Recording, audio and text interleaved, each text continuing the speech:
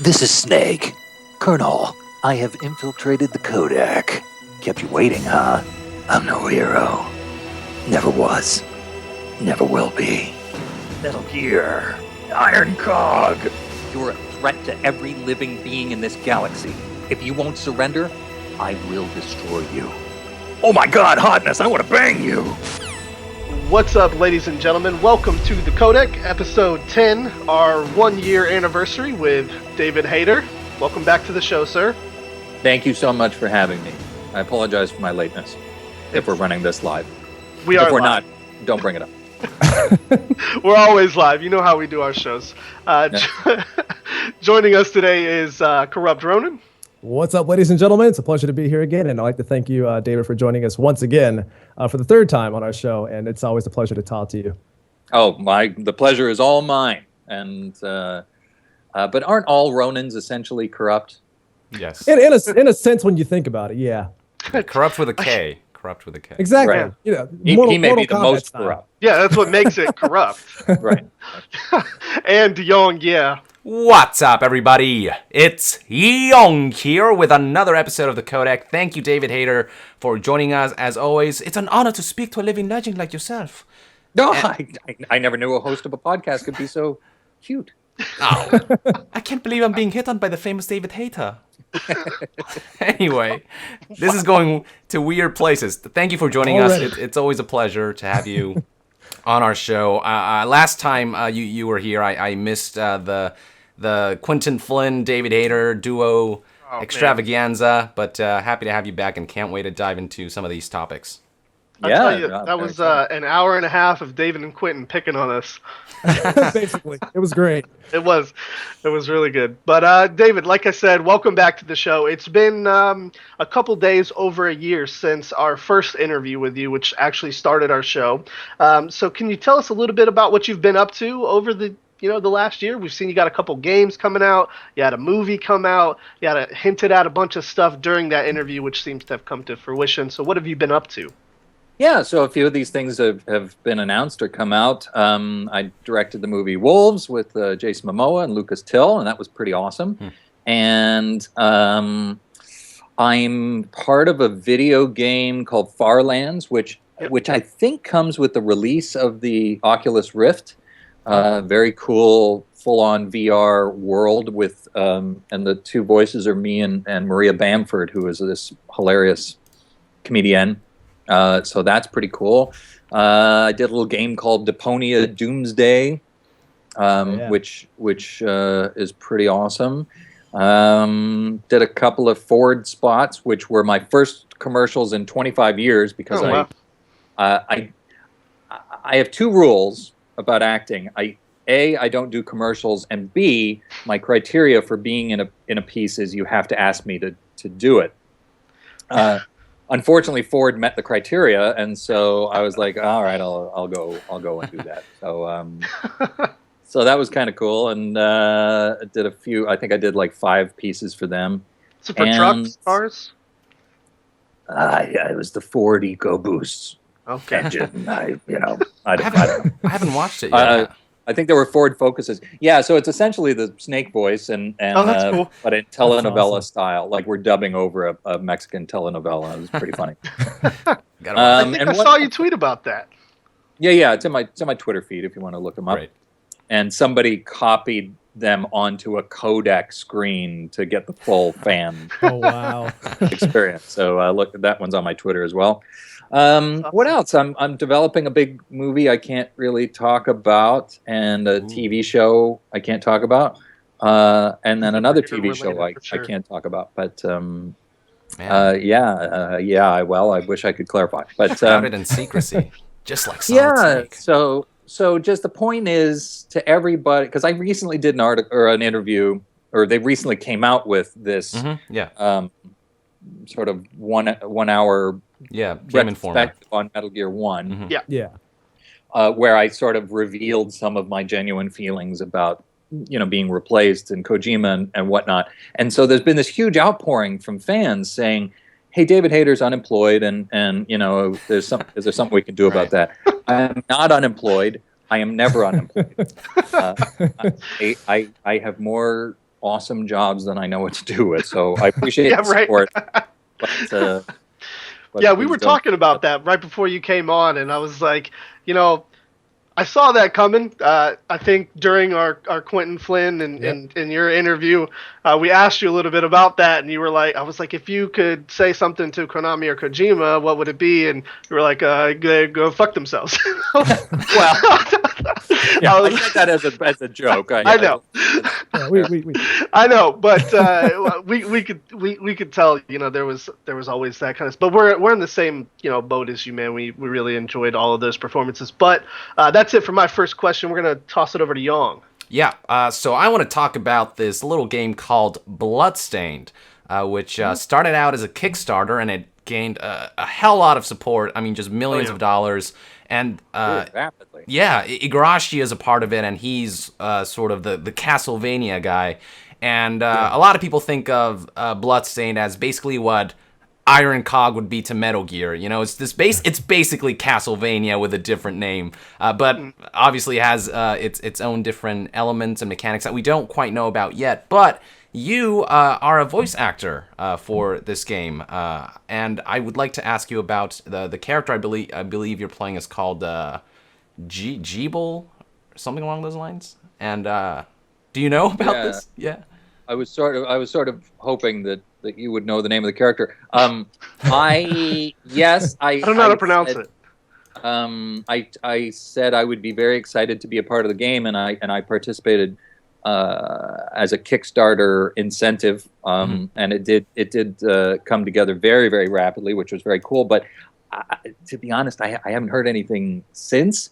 So that doesn't mean we're not doing it. It just means they're pulling the game together, and you know. But I have yet to see a script or anything. So so hopefully it will be as we promised in the Kickstarter, and I'll come in and do something awesome. But I'm not sure what it is yet. So I apologize. He is like one of the lead characters, I believe. There's a female lead and then a male lead, and he's a male. It seemed like I was the villain, or maybe I'm the male lead. I don't know. Yeah. The older I get, the villainous I become. That'd be interesting, though. But yeah, that's. I thought the game would have been at that stage where I guess they're recording voices by now, but I guess they're still working out like the art and the foundation of for the gameplay, maybe. Could still be building it, or they could be doing the Japanese characters first, or you know, you never know. So, but that's what I know so far. Awesome. I mean, typically, even on Metal Gear, you know, they would bring me in last, like everything was done, and then they'd say, "All right, all the scenes are in place. We need you to growl it." Do your voice. Gotcha. Okay, yeah, that makes sense. They're probably recording the Japanese voices first. Could be, because the game is being made in Japan. But yeah, a lot of people are looking forward to this game because they absolutely. You know, we've had Castlevanias before, but they were sort of like 3D. They weren't the classic Castlevania style of gameplay, and this will give it to us, and so a lot of people are really excited. But well, thank you for the answer. Sure. Awesome. Ronin, you're up. Actually, I'm going to let Yong ask his next question on here because this one kind of creeped up on me out of nowhere, and I want to make sure I get my stuff taken care of here at the same time, too. So let's give me a chance to do that. But Sure.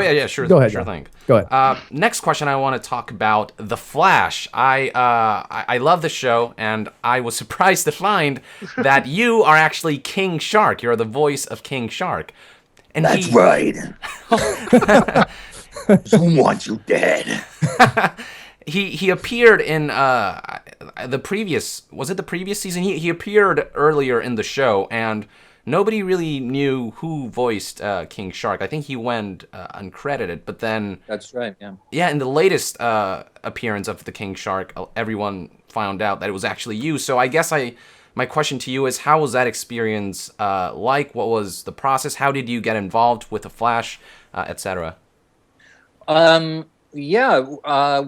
it was just an audition. They sent it to me. So my agent sends me auditions all the time, and she's very understanding that I'm really busy with my writing career, and so basically I just say, look, the ones I can do are the ones I can do, and the ones I can't do, I can't do. But they sent me this thing, and my daughter and I have been watching The Flash, and we really love it, and Grant Gustin is awesome, and I love what Greg Berlanti is doing with those shows, and So they sent me this thing, and they said it's King Shark on the Flash. He's a giant 8-foot tall shark man, and I was like, well, I can't not do that. And plus, the line, it was only one line. It was "Zoom wants you dead." So I said, well, I could put that down. That's easy. And so I went in the back. I've got a little recording set up in my closet, and I went back and I put down 3 reads of the line. And then they called me and said that I got it, and so I was like, "Great, Oh, nice, Awesome. yeah." So I went in. We recorded it here. I think they shoot the show in Vancouver, but we recorded King Shark here. I did the recording, and then it came out, and I found out I wasn't credited, and so when they called me back and said they wanted to do the King Shark episode, I said to my agent, "Well, could I get credit on that?" And they were kind enough to do that. So I went in to record it, and for 16 years, people have been asking me, doesn't the snake voice hurt your throat? And I'm like, no, I could do that all day. Well, the King Shark voice almost tore my larynx out. I was like, because I do all the growls, I do all the roars, and they process it, but it's essentially talking like this. Yeah, I'm screaming in my face. And it was the first time that I ever came home and couldn't speak. Like literally, my voice was gone for 2 days, and so. But it's so badass, and it's such an awesome character that it's worth it. Yeah, the CGI in that episode was surprisingly good. I mean, King Shark came to life really well on TV. Yeah. Did you guys do any mocap for that at all, or did you just sort of watch what was being done and then record it over that, or did they base the CGI off of what you did? No, no. I am tall, but I'm not that tall, and so no. It's all done when I record it. I got to see the episode, but it was all essentially previs King Shark. So he'd just stand like this, and then he'd turn, and his whole body would just sort of spin around, and he'd roar at people. So I'd know where he was and essentially what he was doing, and I got an idea of when he was like standing up or doing whatever he was doing. But no, that was all the animators, and I agree. The CG on it was so far beyond what you would expect on television. Yeah, definitely. But no, I kind of do it to a cartoony sort of stick. Gotcha. How much of the voice was digitized? Because it was so deep that I was like, like you said, it strained your voice a lot. And I guess how much of that voice was modified a bit to match King Shark, or was that all like just pure exactly how you recorded it? No, I mean, when I first heard him, I wasn't credited, I wasn't entirely sure it was me. Oh, jeez. I was like, okay, well, is that me? And he did a little laugh, and I'm like, well, that doesn't sound like me. I'm a better actor than that. But apparently I wasn't. So that was good to know. And wow. No, it's it's processed.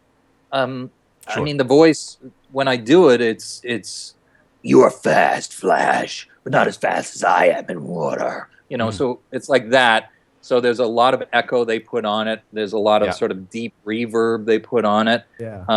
But the choppiness of the voice and the intention of the performance is me.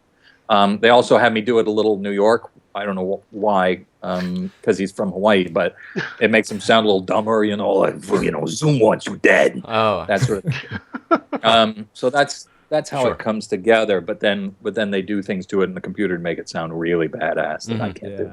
Right.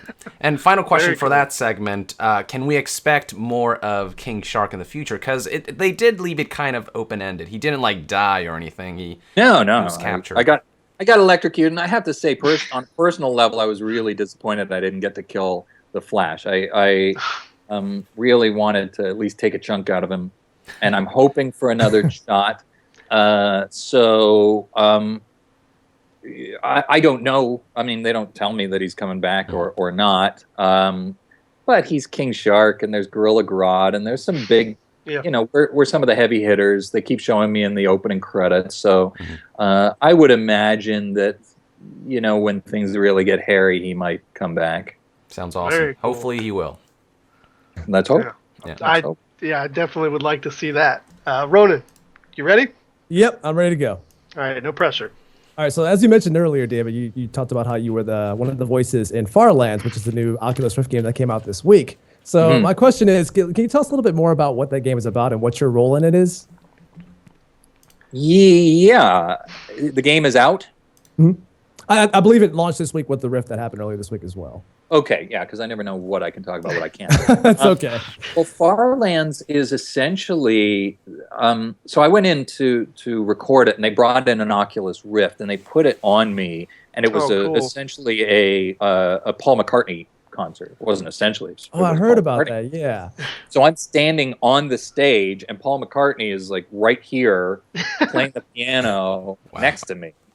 But I can turn around and I can see the audience, and there's some guy taking a picture. I can see security, hassling somebody down here, and it's really cool. The technology is just, but then it switches camera angles, and it's like you teleport from one part of the stadium to another, and suddenly you're flying like way up above the thing, and it's really, it's fully immersive. It's very, very cool. So. Basically, what Farlands is a way to step into a fully animated sci-fi world, and your goal is to walk around and sort of document the world and discover, some scientific realities about the creatures and how this world came together. And what I play is this alien scientist named Dr. Klug, who essentially dispatches you on these missions and then judges you harshly for messing them up. So you sort of, and it's a very unusual voice for me. It was. Yeah, I was gonna say your tone is different. Yeah, he's like very judgmental, and he's like a sort of alien version of somebody who might be on Frasier or something like that. So that's what I do, and then Maria Bamford plays this little floating computer robot character that follows you around and sort of backs you up, and she's super cool and funny. And that's what it is. And it's you take a look at the trailer, and it's its own world, and really cool. Spectacular That's design. awesome. Yeah, that's awesome. Yeah. I was really taken back by the fact that no one really recognized your voice at first when that trailer came out, and everyone was like, that's not David Hayter, is it? And you had to come out on Twitter and formally announce that you were in the game, which I thought was really awesome. Yeah, well, the other thing was, so I auditioned for it, and I didn't see the character, and so I came in and I sort of did like a absent-minded scientist and that sort of thing, this kind of accent, this mid-Atlantic accent. And then we saw him. He's only, he's like this big, and so I was like. So it was Chris Zimmerman directing, who did all the Metal Gears. Yeah, and we just interviewed a couple months ago. Right. So we were like, well, he's kind of a small guy, so he's probably going to be, way up here. And that's how it came together. So it was a very cool opportunity to play something very, very different from what I typically. You seem to do that a lot, where you audition with a voice and then you change it up. Like you look at the character and then you're like, actually, I think you'd do it like this. Like with Solid Snake, you told us the gruff was added after you found out more about the character. Yeah, after I read the script. So well, that's what happens. You come in with one thing. Same with King Shark. He wasn't from New York when I did him. But we sort of figured that out in the booth, and the director was saying, "Why don't you try with a little New York accent?" And I was like, "Yeah, well, blah blah blah." And there we were, and it kind of gave him this whole thing. So, that's part of the fun of developing it. But it's very funny because I probably wouldn't even have auditioned if I'd have known he was only 2 feet high. I'd have been like, well, they're never going to hire me. But they did, so you Very never cool. know. Awesome. That's awesome. That it, Ronan? Yeah, that's it. You guys can keep the show rolling, I guess. Right, awesome. Well, I actually kind of want to switch gears a little bit, David. A lot of Switching gears. Yeah, we're switching gears. A lot of outlets and podcasts and stuff that you've been on kind of focus on Metal Gear, but I recently got really into your role in the Star Wars games, the Knights of the Old Republic, which is the MMO. Prior to an expansion pack that was recently released, it wasn't as like story focused as maybe a lot of the fans wanted it to be. But this recent expansion that you did, it had so much depth and so much like single player story content. You had a lot of lines in there. Can you tell us a little bit about recording a game like Star Wars in an MMO format where they, call you back to do more and add more and more? Because this game's been out for, I think it's going to be 5-6 years now. It's been a while. It's longer than that. Yeah. I asked them a little while back, maybe a year ago. I was like, "How long have we been doing this?" It's like 2 years, and they said it's been 7 years. Yeah, that sounds more correct. Yeah, wow. It's been a long time, and that's what I like is you get to kind of build this Jedi character, and you deliver the lines in a way to where like it's not. You can kind of imprint yourself onto the Jedi character, like an everyman's voice kind of thing. Exactly. Yeah, very much. And they didn't want it to be Snake, so there's no gravel, and it's really my attempt at a classic hero voice. So, yeah, ideally anybody can imprint on it, young or old or whatever, but I try to infuse it with my own, warrior drive, my own sort of badass nature, and so that you can kind of experience what it's like to be me, which is pretty cool. But yeah, so thank you for saying. Yeah, so I got that job again through Jennifer Hale. They had another guy who was doing it, and then they wanted to sort of change the voice, and she said, well, how about David Hayter? And they brought me in. And what they found was, from what I understand, it's not really playing. They thought it would play like World of Warcraft, where you just go into the world and you play it again and again and again and again. Yeah. The Star Wars players really wanted more story, and so that's how that came about. So they, keep coming out with these expansion packs and different worlds, and fortunately they bring me back in to do the Jedi voice. But the interesting thing about that is, when we would do Metal Gear, we would do it scene by scene, and not always in order, but in some sense of order. And they would bring in actors, and we'd do it like a movie and play it.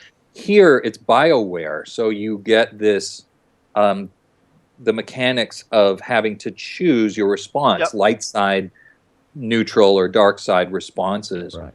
And so all of that is recorded out of order. So but they do such a great job in constructing it that when you watch the videos, it looks like we're talking to each other. Yeah. But we're not. It's like I have to figure out what was said to me just prior and where I'm at in the scene to make it sound like we're having a conversation. Right. But what it really is just me reading 1,000 lines in a row that are unconnected. Wow. And so it's a very unusual process, but I'm such a Star Wars fan that to be a part of that and to be able to say that I'm a master Jedi is pretty awesome. Now, if I may ask, what do you think of Force Awakens? Oh, I loved it. I really loved it. Yeah. I thought it was so badass. I saw it twice in the theaters, which I don't really do so much anymore because I don't have time. And the second time I was watching it, well, let's just say one of the characters reaches out and the lightsaber flies into his or her hands, and I hooted so loud in the theater that my daughter actually yelled at me. She's like, "Jesus, Daddy, come on!" And I'm like, "That's great." Come on. I'm being tired. Okay, what? All right, I was going to show you my daughter, but she ran out. No problem. Okay, you might be back. Yeah, that was the... But in any case, so I loved it. And let me just say to all the people who are like, oh, he just copied the first movie or whatever. I'm like, first of all, thank God he took what he took from the first movie and returned to an actual Star Wars film. And second, that attitude discounts the 400,000 decisions he had to make to make that movie work in the first place. Yeah. People have no idea the pressure of someone who is working on a movie like that. And I've worked on a number of big movies.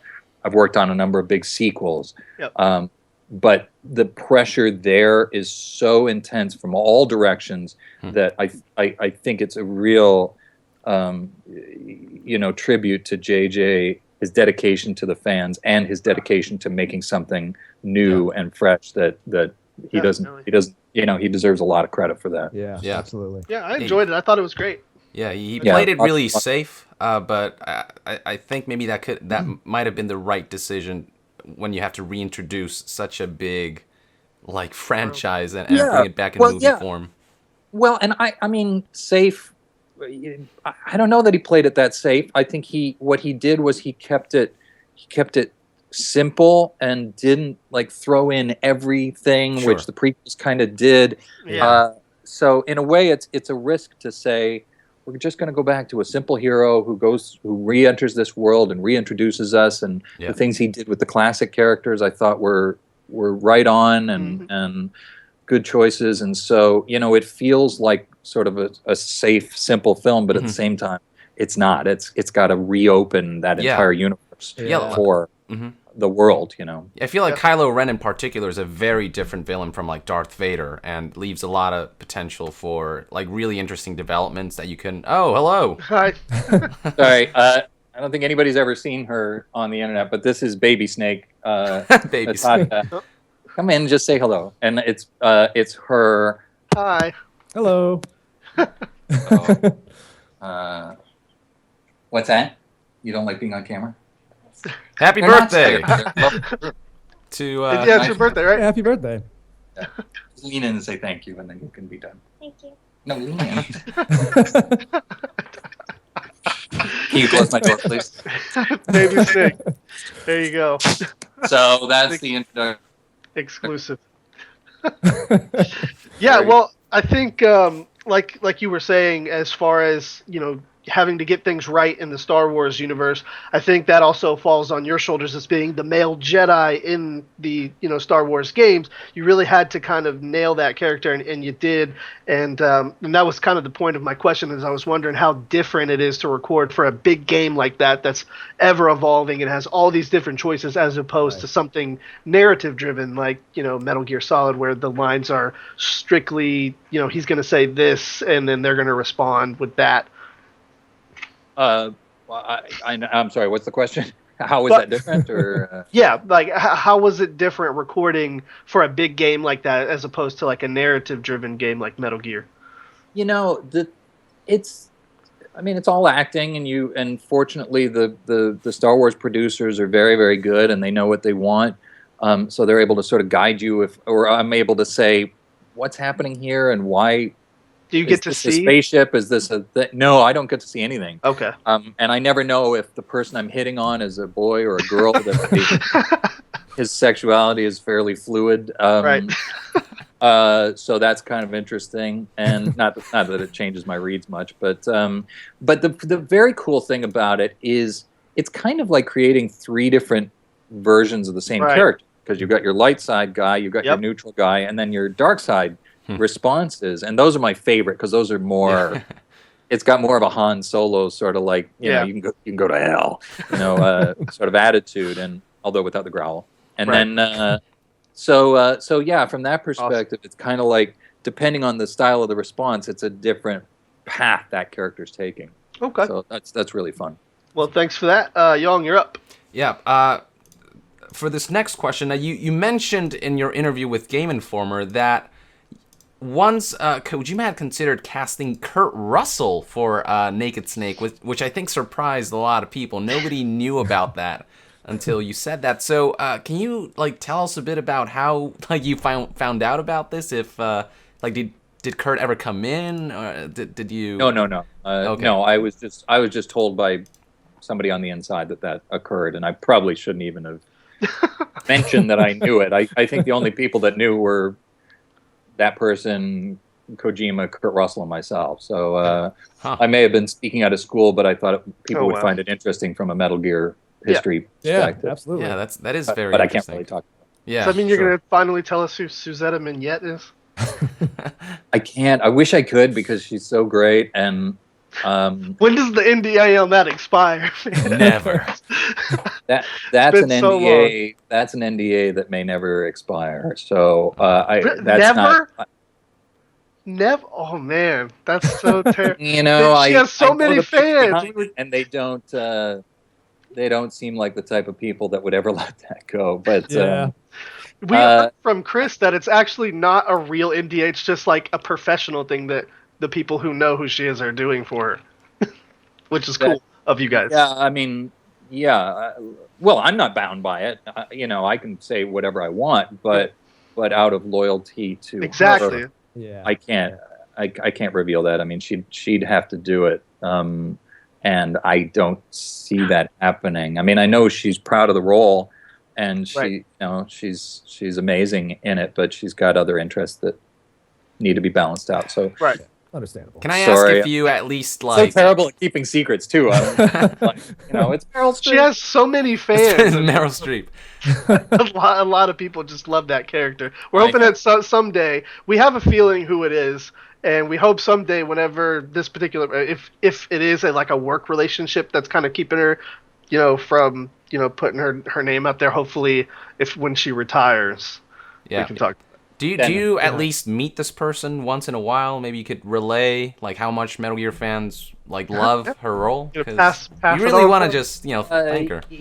I would if I ran into her, but I haven't. Okay.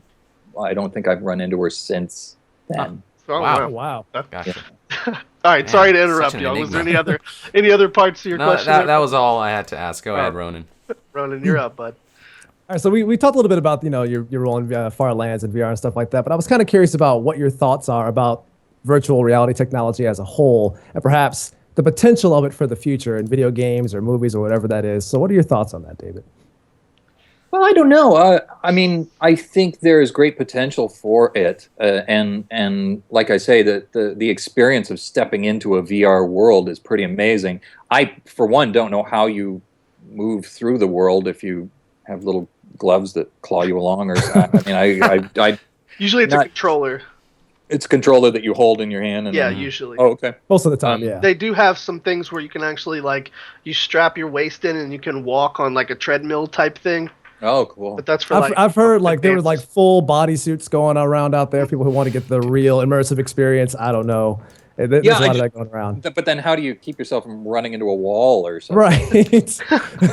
There's one particular tech called Omni, and it's a multi-directional treadmill. So, and then they strap you, and when you're running, it just keeps you in place. But the treadmill at the bottom, and you can like turn around and everything.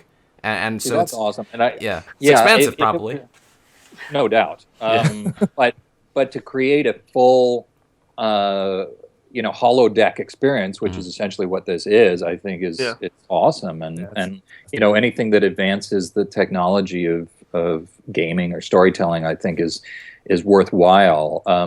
It'll be like anything else. It'll be like the PlayStation. It'll be like arcade games. It'll come in and be what it is, and it'll just develop. Everybody will figure out different ways to use the technology. So, as long as there's a profit to be made, people will find a way to make it exciting. So far, the impressions have been really good. There's been reviews coming out, and like people have been really impressed with the technology and how well it works. Yeah. Good. Cool. Just a shame that it's like $800. Yeah, jeez. So we can expect to see a Wolf sequel in VR soon, right? Yeah. Oh, yeah. Look around. We're doing a fully 360 interactive experience where you too can get beaten to death by Jason Momoa, and I think a lot of people go for that. Absolutely. Oh man, that's great. That's actually where my next question picks up is Wolves. I tweeted you a couple weeks ago and told you that I had seen it, and it finally came out during our last interview. It wasn't available where I lived. It was recently put on our little on-demand service, and I checked it out. It was awesome. I loved it. So I wanted to ask you how it was making something like that with somebody from Game of Thrones, and you got a nice cast in there. The girl was absolutely amazing. I loved her. She was one of my favorite characters. Okay. I don't know her name. Her name is Merritt Patterson. She's on the Royals right now, and great Vancouver actress. And I mean, just a kid, really. I mean, she was 22, I think, and Lucas Till was 21. when we shot it, and the experience was amazing. I mean, I came up as an on-camera actor and in theater and stuff, and then I became a screenwriter. So I spent a lot of time in this office or in the offices of studio executives or whatever, and that's a delight. But I really missed being on set, and so to be on my own set, and most of it was just on location. We didn't do barely any studio work, and to be creating creatures and going to the creature effects house and all that stuff was very, very cool, and it was just so nice to be out with the actors again. And then we did, so for Wolves, a lot of it was on location, shot at night. So we did 53 straight nights of shooting. So I did almost 2 straight months of getting up at 6 o'clock at night, going to work, coming home, and going to bed at 8 o'clock in the morning. So yeah, it was intense, and but it was awesome. I mean, I really liked it. Movies like going to war, and it was all like practical effects too, right? Almost you could tell. All. Yeah. And something that I miss, and also something that I appreciated about like Force Awakens, just like I watched like Hobbit, for example, and all the orcs are now sort of CGI, and it's just, I don't know, it's different. I don't know, it's I miss the. It doesn't feel as real, and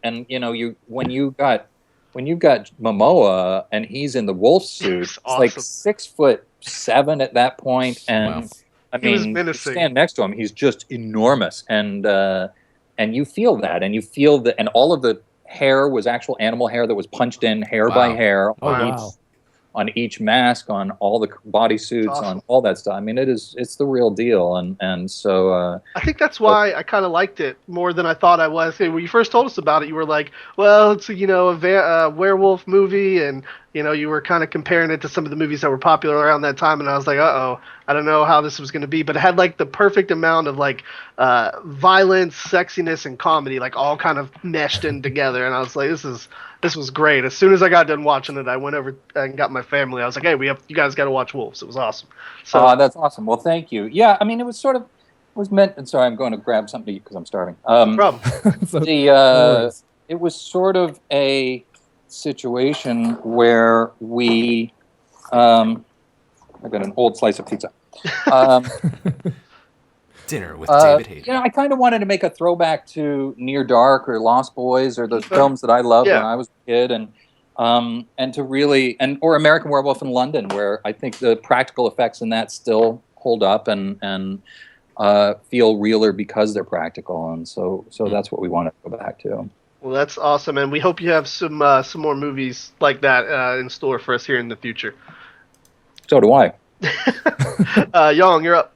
Yeah. So for my next question, as we all know, you did the screenplay for X-Men 1 and 2, both there's one right there, and both, of course, directed by Bryan Singer. So I've got to ask about what your thoughts are on Days of Future Past, and of course the upcoming Apocalypse, which I'm actually really excited about. Yeah. Well. Be honest. Oh yeah, I'll be honest. I'm kidding. I'm honest to the point where I get in trouble, so I have to be careful. But no, I love Days of Future Past. I thought it was amazing. I love Bryan to death, and I owe him, so much. I mean, I didn't know what to expect with him going back to the X-Men world, and I thought he just took it to a whole nother level. I mean, to a certain extent, I felt like Days of Future Past felt like our first 2 movies, and felt like a return to that world that had sort of been lost with the other directors. Although I love Matthew Vaughn as well. I thought First Class was great. Absolutely. But Days of Future Past felt like our old movies, but brought to a different level. I mean, the cast, both the young cast and the older cast, are astounding. I thought it felt so much like a great 70s crime thriller at the same time, and all that 70s stuff with Wolverine I thought was awesome, and Jennifer Lawrence, and so I thought it was amazing, and I really didn't have anything anything negative to say about it. I was just blown away. Apocalypse, I haven't really. I've only seen one trailer. I haven't really dug into it too much, but I think Brian is very re-inspired being back on the X-Men movies. good. So I would expect good things. Yeah, looks insane. Looks pretty insane. Definitely does. Yeah. And yeah, like you said, the Apocalypse looks good as well. Yeah, and you also, of course, did the screenplay for Watchmen. And so I've got to ask, what are your thoughts on Zack Snyder's latest epic, Batman v Superman? Because it has been receiving a lot of mixed reviews. I think a lot of the audiences, they liked it, but then like the critics have been really harsh on it. So what are your personal thoughts on Batman v Superman? Well, look, I also owe Zach, because he made Watchmen after I'd been hacking away at it for 9 years. So I'll always be grateful to him. Fortunately, I haven't seen the movie, so I can be totally honest and say I have no idea. Gotcha. You know, I it sounds to me, given the reviews, that I'm kind of going to wish it was a little more fun and not quite so bleak. Sure. But I haven't seen it, so it's not really fair for me to comment. Sure. No problem. Will you about- go watch it soon? Oh, At some absolutely. point? Yeah. Yeah, I mean, yeah. The big movies I try to see in the theater, but again, I'm fairly busy, so Right. Sure. Well, I don't get to do it. That's the thing about movies. If you love movies, and you start working in the movies, you don't have time to go to them anymore. Yeah. Yeah. Same with games, honestly. Yeah, You know, exactly. lately, I haven't Yeah. been playing a lot of games because I've been covering them so much. Yeah. so- Yeah. Right. Exactly. It's a travesty, I tell you. What about one closer to home, Deadpool? Have you seen that? I have not. Oh, that was so Oh, good. wow. I wanted to ask you about the X. There's some X-Men in it, and I wanted to ask you about it. So you're gonna have to watch it. And the next time you're on the show, we'll talk about it. I'm very, very excited about that. I love Ryan Reynolds, and I love the idea of doing Deadpool right, which it sounds like they did. I want to see Colossus, all that stuff. So, but again, I'm a terrible guy behind. Sure. No problem. Any other parts for that question, Young? I'm good. All right, cool. We're just about. I think we're about halfway through here. Oh, Yep. actually, we're near the end here. Ronan, you're up. All right, so I noticed from some of your recent tweets here, David, that you might be you might have a small bit of a Stephen King collection. So I was kind of curious about what some of your favorite stories are, because I enjoy some of his stories too. I haven't had a chance to dive into too much of his books recently, but what are some that you might recommend? Well, I'm a massive Stephen King fan. I learned to write from him. I've read everything he's done, pretty much everything he's ever said. And what I do is I buy the hardcovers when they come out. So I have a collection of first edition Stephen King hardcovers that goes back almost to the beginning. I mean, basically to the mid 80s. And the picture I tweeted are just the recent ones that I have in my house here. We just cleared out my storage, and I took all of them and set up this shelf, which I'm very proud of. So, and then a lot of younger followers of mine have been asking me what I would recommend, and so I would start the way I started, which is with the early shorter books, like Salem's Lot is amazing, Firestarter, Christine is astounding, but my favorite book of his has to be The Stand, which I've read 5 or 6 times, and I'm actually listening to it in my car on audiobook right now. Oh, that's great. It's literally 47 hours long. Wow.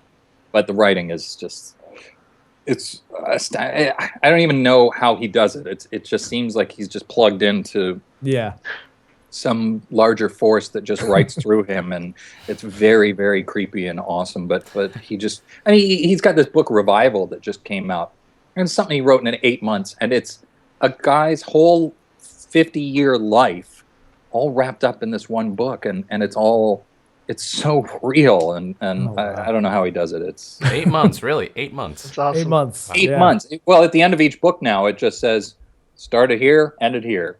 Started in January, ended in August, or whatever. And I'm like, how do you even? I mean, I guess he writes 8 to 10 hours a day, and you get a lot of Stop. Yeah, I bet.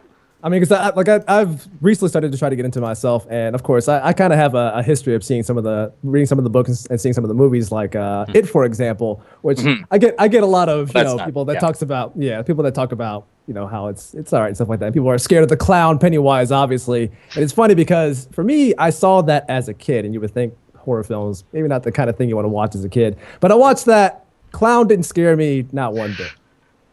But suddenly, you're so corrupt. But suddenly Cujo comes out and it scares the crap out of me, and I don't know why.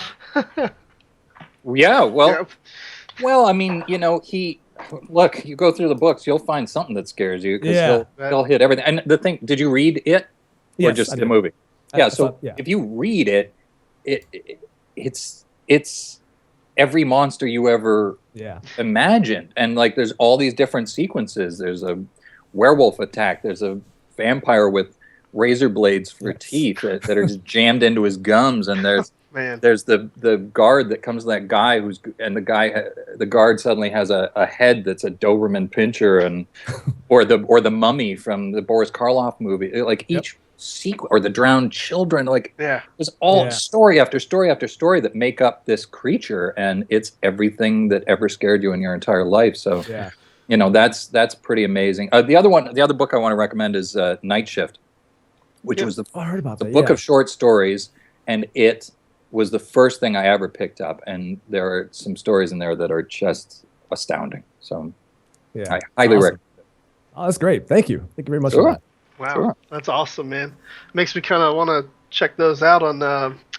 Just got a cool little Audible subscription, so maybe we can check that out. There you go. See what's on there. I love listening. I'll have to do that too. Yeah. I like reading, but so distracting. If I can have it on my headphones where nothing can bother me, or like David said, in the car or something like that, it's so much easier to do it that way nowadays. But I want to talk quickly about a game that just released on home consoles. We talked a little bit about it in our last interview with you, David. Republic. It's finally out now, officially out, where it was in early access and kind of all of the episodes weren't done. But they're all done now. Everything's out. People have been playing it. It's got highly positive reviews. A lot of people have loved it, which is, it's astounding. I'm not sure if you know the history of it, but it started out as like a little mobile game, and is now, went to the PC, and then now it's on home console. So lots of people are getting to play this game. Can you tell us how it was playing the character that you play, and maybe tell us a little bit about it? Yes. In fact, I just got my PS4 version. Well, there you go. Nice. Came to me, and I've been involved in it since the beginning, and I play a character named Zager. So it's a sort of an Orwellian 1984 type world, and Zager is a revolutionary who kind of lives in the walls, or at least used to live in the walls. You start the game and he's theoretically dead, but you find these tapes that he's left behind, and he's sort of like a madman DJ of the apocalypse, basically. I mean, we recorded, the recording sessions on that were insane. So they would actually give me whiskey to drink, because he's fairly drunk in a lot of it. Yeah. And I was a little drunk recording it. And they were like, don't be afraid to go off mic, or I would like lean my face against the mic and sort of scratch it with my beard, and like. Because a lot of them are recordings, right? Well, yeah, and I'm recording on an 80s era tape recorder, so you hear me click the thing. Oh, wow. So they use both that audio and the mic audio. So I go off mic, or I had to throw a book across the room, and I just took an actual book and hucked it across the room. There was another, there's a scene where I've got one of the soldiers, the bad guy soldiers, and I've kidnapped him. And this was this poor guy, who I had to sort of manhandle for the scene. And I was like, look, I'm going to grab you. I'm going to throw you around a little bit. I hope that's all right. And he was like, yeah. Turned out the guy was a Marine, so he was great. He was fairly solid, but like he was on mic here, and I'm on a mic here, and I just went over to his mic and grabbed him by the throat and wrestled him around and like bah, bah, bah, and then brought him up to my mic, and tell them whatever it is I'm supposed to tell. And so, That's you know, cool. people would come in. It's a soundproof booth, basically, but people would come in from other booths to see what was going on because it was so insane, the Zager recording process. Yeah. So I'm very proud of that. I'm glad people are enjoying the game and getting a hold of it. It's almost like theater behind the scenes. We actually had Yeah. one of our reviewers who actually did an interview with you a couple weeks ago, Mike Taylor. He is a reviewer for the company I work for. He actually just reviewed the game, and he said he loved it and played all the episodes back to back and whatnot. So that's great. I love games that kind of start as smaller projects and then get, you know, bigger. So yeah. No, I can't wait to play it myself. I just got my copy. There you go. It's not as complicated as maybe like some of the Metal Gear games or things like that, so it should be easy for you to pick up. What is as complicated as a Metal Gear game? The Republic. It's not like the controls. A lot of. I'm saying I don't know what could possibly be as complicated as Steel Battalion. That's that one's Steel Battalion. Yeah, that one's got a controller with like 250 buttons. Oh yeah, Wow. yeah. It's pretty intense. That's the only one. Right. All right, we're getting towards the end of the interview here, though. So, Yong, you've got the next question, bud. Yeah. So you might be aware of this, but recently, some Metal Gear fans from Spain, they got together and decided to work on a Metal Gear Solid 1 remake called Shadow Moses. So you have heard about this, and it's been receiving a lot of fuss. And, you know, it almost seemed like it was going to go through with, because Konami at one point, they retweeted their Twitter handle, almost like they're showing support, like, hey guys, check this out. And then, of course, a few weeks later, it was slashed, it was canceled, disappointingly, but unsurprisingly. So my question to you is, were you ever, well, first of all, what was your reaction to the project? And then were you ever approached for it? Yeah, well, Chris Zimmerman and I were in the booth, I think, doing Farlands, and she showed me some of what they were doing. I think it's on the Unreal Engine. Is that Unreal Engine what it was? 4. Yeah. So, you know, a full immersive 3D reimagining of Shadow Moses, and we thought that was really cool. And I spoke to them. I think I got in touch with them. Like they were sort of mentioning me obliquely, and they followed me on Twitter. So I just sent them a DM and said, "Hey, what are you up to?" and so on and so forth. And they were like, "Well, we were afraid to contact you, and you know, we'd love to have you do this, but we're not sure if that's a good thing or a bad thing vis-a-vis Konami." Right. Right. And I was like, I don't know. I agree. It could be a good thing or it could be a bad thing. You know, Right. Sure. I'm always. This isn't the first time this has happened. There was another. The Right, Metal Gear we talked 1 about remake. that. Yeah. Yeah, the Metal Gear 1 remake, and they wanted to do that. You know, what happened there, and I think what probably happened on this one, is that somebody speaks to an executive at Konami US and doesn't speak to Konami Japan, and the two sides don't communicate as well as you would think they do. Right. So, you know, some low-level executive says, yeah, it's fine, and then some higher executive says, what are you, nuts? We're not doing that.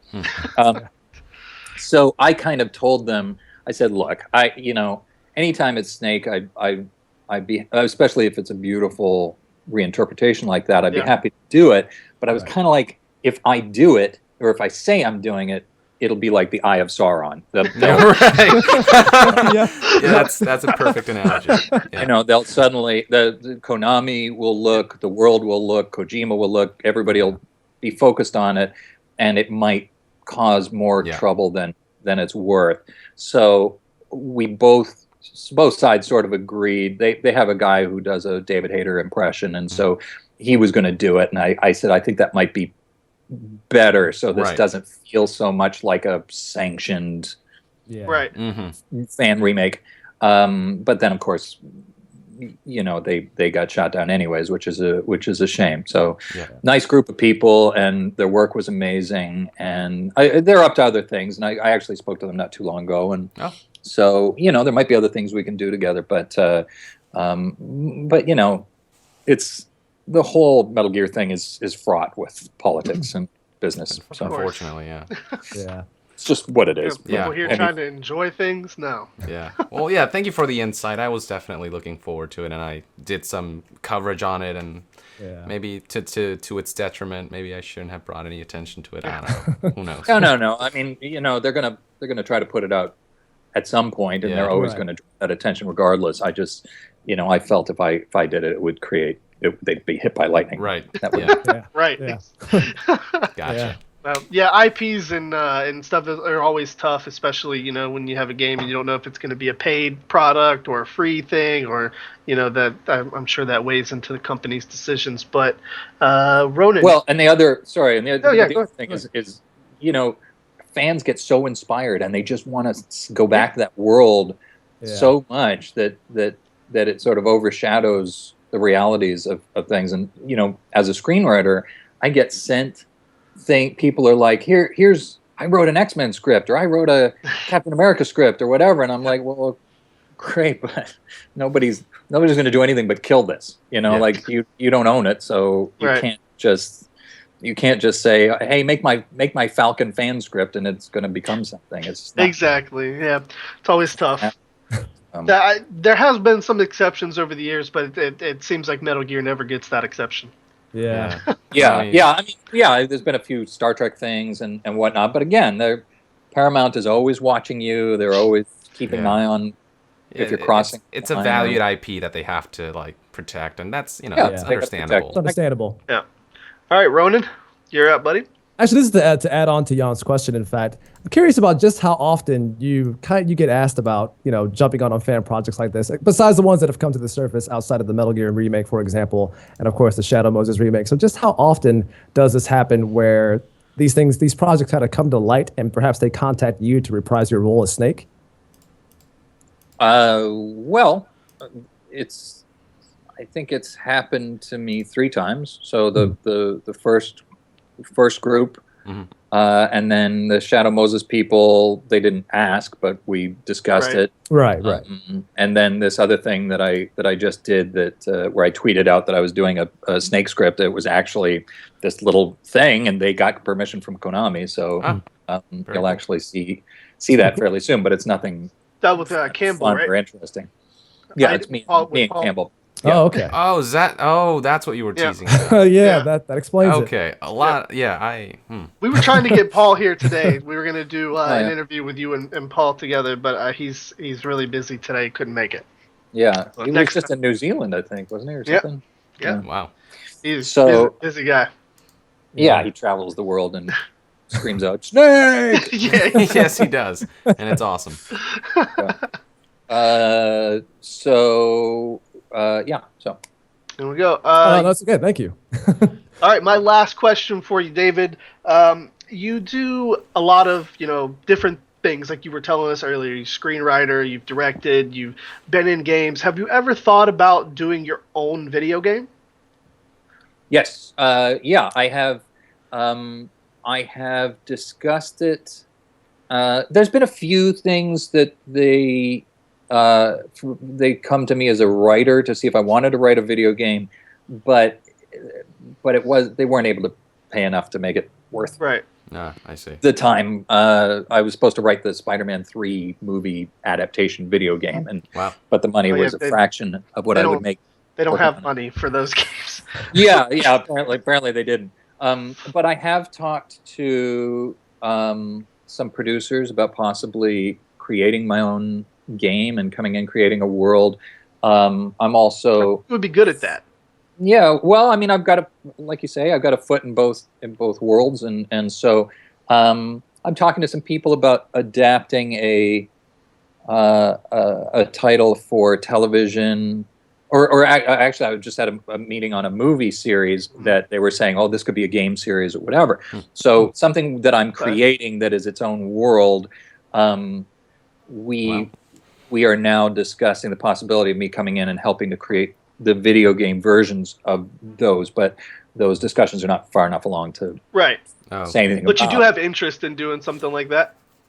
Absolutely. I mean, the storytelling opportunities in games is now equal to or greater than it is in movies or Yeah. television. And so, we're at a place where I could really do something big and immersive and with my own voice. So, I would love to do that. And I would love to combine the video game side of my fan base to the to the much smaller writing side. Well, like I said, I think that would be a good step for you. I see, like I said, where you have these movies and you're in these games, and it seems like a lot of times the stuff that I like the most from you is when you have the most creative freedom, like with Wolves or with Metal Gear. You were in that character so long, you kind of defined it. When you're able to do kind of what you want to do, that's when the best stuff comes out. And I just thought I would ask that if you had ideas or interest in creating games, they could possibly be pretty good. And you see, with like Bloodstained, Kickstarter, things like that can really help get projects like that right off the ground. So it's true. Although I would rather take the money from a studio than from the fans. And luckily I'm in a position where I love that response. my job. It's nice that the fans want to put in money, but they were like, the fans were like, "Can we pay you to re-record the Ground Zeroes lines or whatever?" Right. I'm like, I don't feel comfortable doing that. They can either hire me to do it or don't. But the nice thing about my screenwriting career is it allows me to get in the room with all the top financiers and producers and studios, and so so hopefully we'll do it, but we'll do it right. And could you say what the movies were that you were asked to adapt, or is that still? No, there's a brand new. So I've come up with a movie, and I was at CAA pitching an actor's representative, so a star that would attach himself to the movie, and we would create a world. And they this meeting was like 2 days ago, and the agent at CAA was saying, this could be video games, this could be that, this could be that. Yeah, but it's a leak. very early days.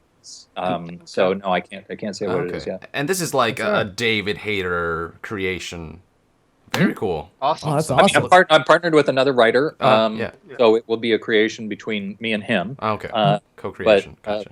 But yeah, basically it's a world that he and I will create and hopefully turn into a movie franchise and ideally games and all that stuff. No hints regarding genres. Is it fantasy, sci-fi? No, nothing. It's an ideal dark hero production. It's somewhere in the fantasy, horror, sci-fi genre. Sweet. Okay. Sounds great. Cool. Looking forward to that. Sounds awesome. Yeah. All right, y'all. Sorry, I can't say more. But that's fine. That's all right. It's a cool. good end. Yeah. That was my last question. So, Young, it's on you, buddy. Yeah. So this could be way off, but I was looking through IMDb, just in case I might have missed something. But we all know, it's not always reliable. But I noticed that listed under your name in the writer section is this little movie called Black Widow, and it says that you are writing for it, and we all know how much you love Black Widow, and I was thinking to myself, this would be a match made in heaven, but I don't know if this is real.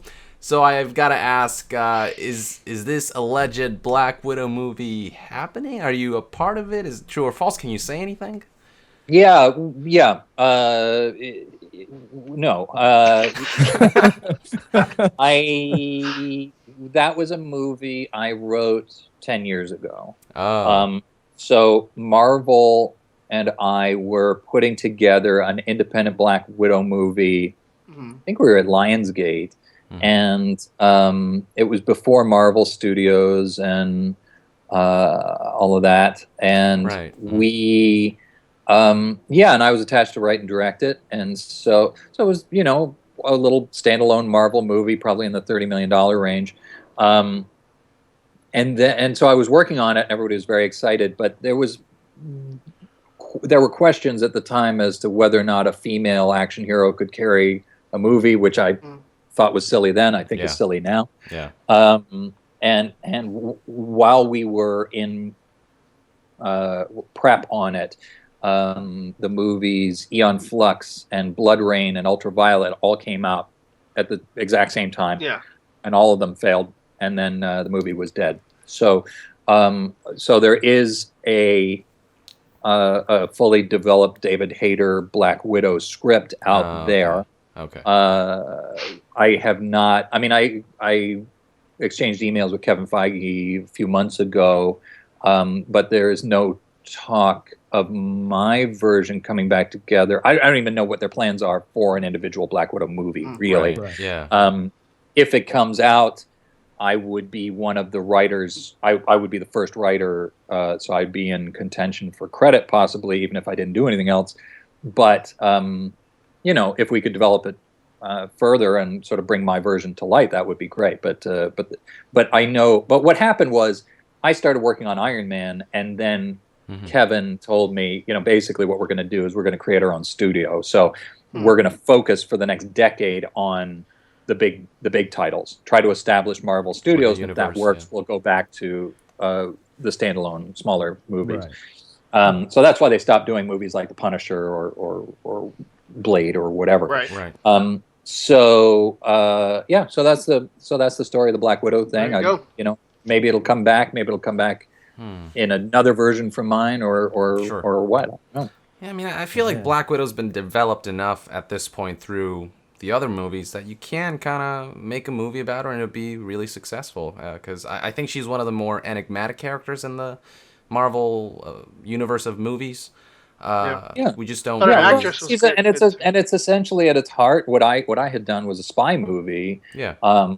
That's sort of, you know, Russia and the United States and her upbringing and how that all comes together, and so, you know, it's got a unique perspective on it, but it's still a superhero thing, and I always loved Black Widow from like the Frank Miller Daredevils and stuff like that. So I hope it comes together. And I like that she's not like super powered, and so it's sort of more like she's like more human. Skrill. Like I know they're all technically like humans, or most. It's a little more grounded, I guess. But yeah, it's like more. You know, like Batman. A lot of people it is. Although I will say, and this is probably a spoiler I shouldn't put out there, but I did have her experimented on, and what they did was they sort of tightened up the torque on her ligaments to give her like insect-like reflexes. Oh, okay. That would be good for her, though. Yeah. I mean, it's still somewhat organic. Questionable, it's not but it gives her a little more heightened. It sort of explains why she can snap kick a 270-pound guy in the face and really do him some damage. You know. Yeah, that's really cool. Exactly. Well, let's come on, Marvel. Let's bring it to life. Yeah, right. Ronin? All right, and this is actually my last question as well. As a writer for you personally, or a screenwriter as well, you know, what problems or challenges are you faced with when it comes to either writing a script or writing a movie, things like that? Like, how do you fight against issues that happen to a lot of writers, like writer's block and other things that prevent them from getting stories finished and things like that? But for you personally, how do you combat those issues? Well, there's a great quote from Somerset Maugham, and he said, "I only write when I'm inspired. Fortunately, I'm inspired every morning at 9 o'clock." I don't, you know, I typically tell people I don't have time for writer's block. I have, you know, I write 2 or 3 major projects per year. So I'm in my office every day, every morning, writing for a number of hours. And when that happens, you start to learn that, I mean, basically what you do, if you're stuck and you don't know what you're going to write next, what I do is I just start writing out freehand. Okay, what are we dealing with here? I've got a scene where such and such is going to happen, and she's going to be facing this, and she's got her insect reflexes, and how's she going to get out of this? And I don't know. And I write all my problems, and suddenly it just comes clear. Suddenly the answer just comes out, and I go, great, okay, that's great, and then I run with that. But let me also say, it's very easy for me to say that because I get paid to write. Right. I don't have to worry about another job. I don't have to worry about, you know, supplementing my writing work with other work. So it's very easy for me to say, hey, just be disciplined and go out and spend 3 hours of your day writing. Right. It's not so easy if you have to work at Hamburger Hamlet or something for 8 hours, and then motivate yourself to write after that. Right. Yeah. So it's Still not a good easy. tip, though. Yeah, I mean, so the bottom line is, get out of your own way. Just write down your problems and keep complaining about it until a solution comes to you. And I think that is a universal solution. I think that can work for anybody. Yeah. Get into the habit of writing as much as possible. If you can do an hour a day, then that's helpful. If you do 2 hours a day, that's better. And those the ways that you'll do it. I'll also say that the typical way that people get started is that they write one script and it takes them like a year and a half, 2 years to finish it, and they're like, there, it's done. And it's like, no, that's the first step. And it takes me between 5 and 8 full drafts before I feel like, okay, now we're getting now we've got it, Right. because a script is like writing a script is like making a samurai sword. So you take the sword and you fold over the metal once, and then you take it and you fold it over again, then you fold it over 1,000 times, and then it's got this strength and the edge to it that is unbreakable. Same thing with a script. You write it the first time, that's one flat sheet of metal. Then you've got to fold it in on itself, and you've got to take everything that happens in your third act and set it up in your first act. So this is how you create something. So typically, a beginning writer will write one script and it's terrible, and they feel like, I could never do that again. When really what you need to do if you want to work is write first script, terrible. Second script, terrible. Third script, not bad. You're starting to figure it out, and some producer comes to you and says, I like this. I'd like to make this. Do you have any other scripts? And you say, I've got 2 other terrible scripts that I can go back and rewrite. Until you get to that point, you typically aren't going to work. You've got to be able to put in that much discipline. And if you're not ready to do that, then don't go down that road. Well, of course, it's more pain than benefit. Yeah, that makes sense. Those were some amazing tips, man. Absolutely. That's awesome. Yeah. Sure. All right. See you all on the big screen. Yeah, one day. Young, are you? Was that it? I saw you had another question. It looked like it disappeared. Yeah, it was already answered. It was about the Twitter thing that a lot of people. Yeah. Perfect. We're like, what is that? Yeah. Well, we're at the end here, David. You know how this round works. We got a couple community questions, fast, short, one sentence, couple sentence answer. Young's gonna fire them off. Sure. Ronin, if you want to check the chat, we got like 300 something people here watching. If anybody in the chat's got a question for David, now's the time to ask us, and we're running out of time. Young, go ahead. Yeah, so this is Spartan092, and he asks, have you ever considered or have you written a short story or any kind of story about like Solid Snake or Big Boss, anything Metal Gear related, any pet projects in particular, any fan fiction per se that you've written?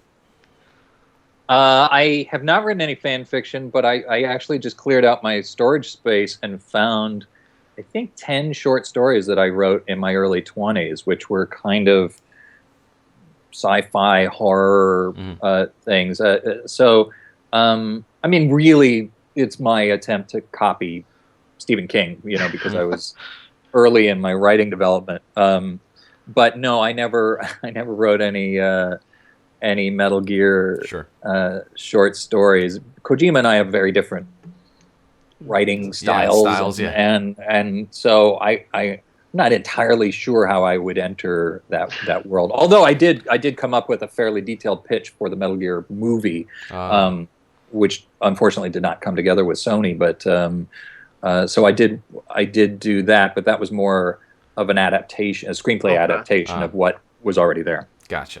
The fourth snake asks, if you were to be asked to be involved in a Metal Gear Solid movie, which role would you like to go for? And by role, I mean would you like to be the writer, the director, the actor in it?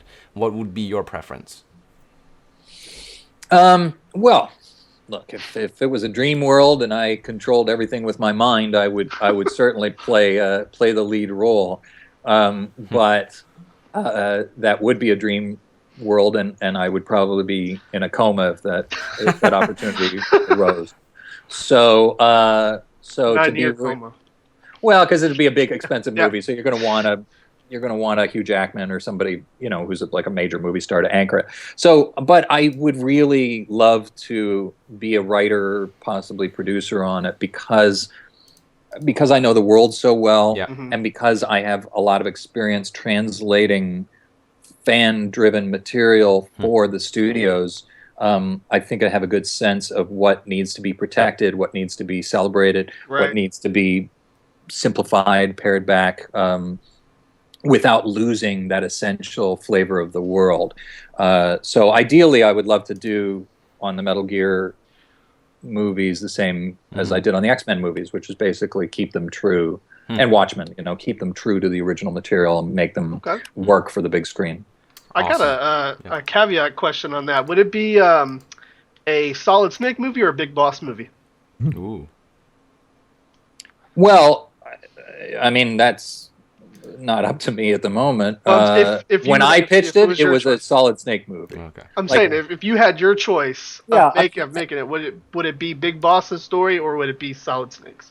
Well, like I say, I like to bring movie fans, people that aren't familiar with material, in the same way that the game fans were brought in. So Okay. the way I originally pitched it was Shadow Moses Island, Okay. and the Genome Soldiers and all that stuff, because I think there's a very cool epic dynamic there where you introduce Solid Snake. He's this guy, he's a legendary soldier, everybody thinks he's awesome, and along the way he finds out not only does he have this clone brother, but he's a clone himself. These are 17-year-old spoilers, so I apologize. Yeah. You're good. So I think the reveal is cooler if you find out that he's a copy of a legendary soldier at the end of the film, and then you can then you can go into the past, and then you can, I like that.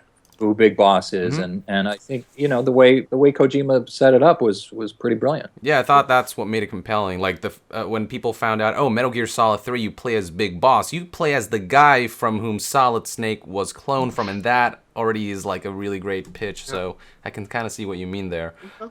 Yeah, well, and the other thing, and this is one thing that I get a lot of flack from fans or idiots, like what I don't know what happened. We're both.